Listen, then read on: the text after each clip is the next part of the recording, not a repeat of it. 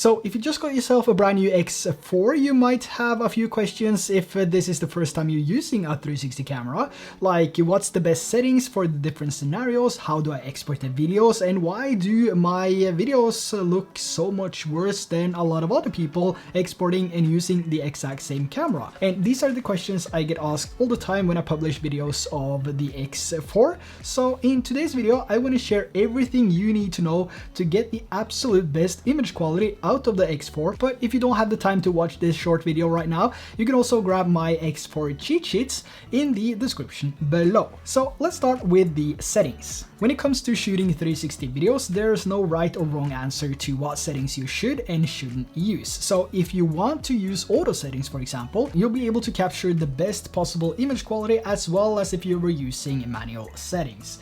But of course, some situations do require manual settings in order to look better, like low light. But the majority of people buying the X4 will be using it during the day and perhaps during sunset and sunrise. And using auto settings for these scenarios, will provide just as good image as if you were using manual settings. But for those times you're shooting videos on a bright sunny day, maybe a few clouds here and there, a pro tip is to set the exposure value to -0.3.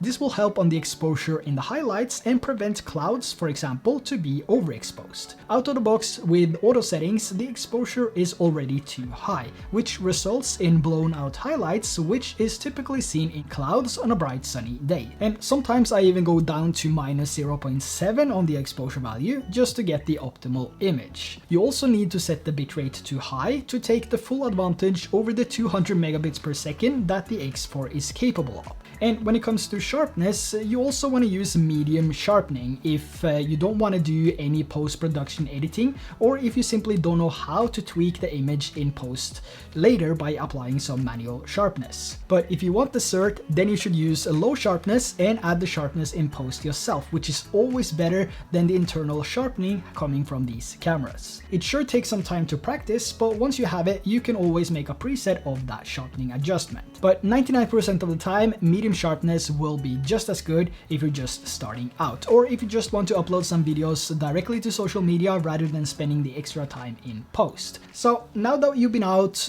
traveling the world, or maybe just did a walk in your backyard, it's finally time to preview, edit and export the videos. So let's start with the export settings in the Insta360 Studio app. So here we have a clip that I want to export. So to export, I click on the yellow icon on the bottom right here, and I now have a few options like reframe video, 360 video, as well as file name, where I want it to be exported to, a preset section, the bitrate, resolution, frame rate, format, and media type. So the settings I use is a bitrate set to 200. So why do I use 200? Well, it's because the X4 records at a max bitrate of 200 megabits per second, and I want the best and the most detailed 360 video as possible. The next one is resolution, and I've actually been comparing two different exports, so one in 8K and one in 4K, but the end result is always somewhat the same. So there's no difference between 8K export and 4K export, so my resolution is now always set to 4K export. And since the frame rate is already locked to 30 FPS, the next one is format, and this is where people have different opinions.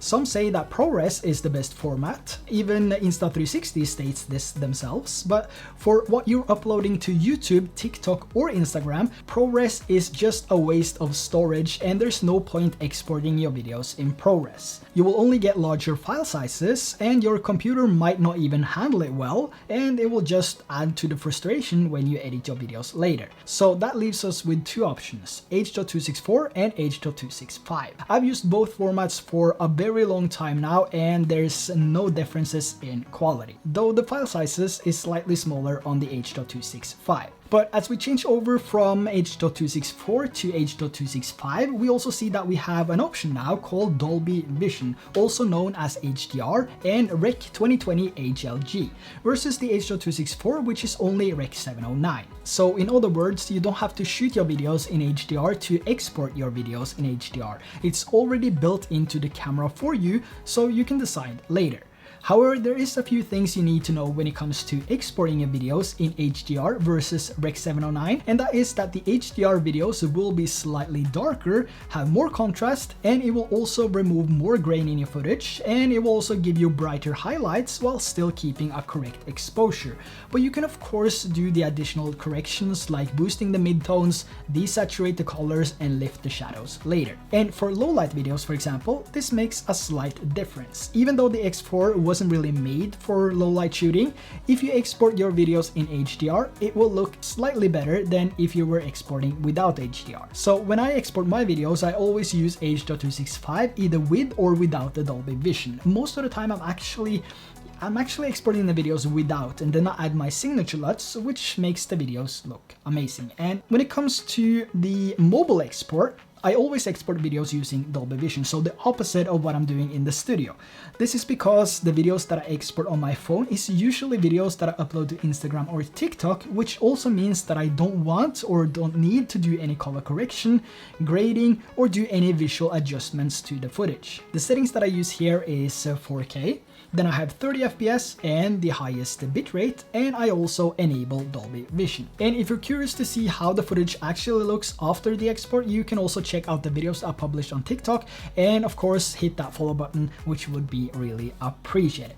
Links down below. But this is basically everything that I do to make my footage look this good. But of course the environment really has a lot to say when it comes to how good your footage is going to be as well. So if you just do the proper export settings and you use the correct settings to begin with, like lowering the exposure value maybe, you're going to have a much better image. And you will always get the best possible image if you have the sun on the other side of the camera. So you have the camera between you and the sun, so that means you are going to be properly lit.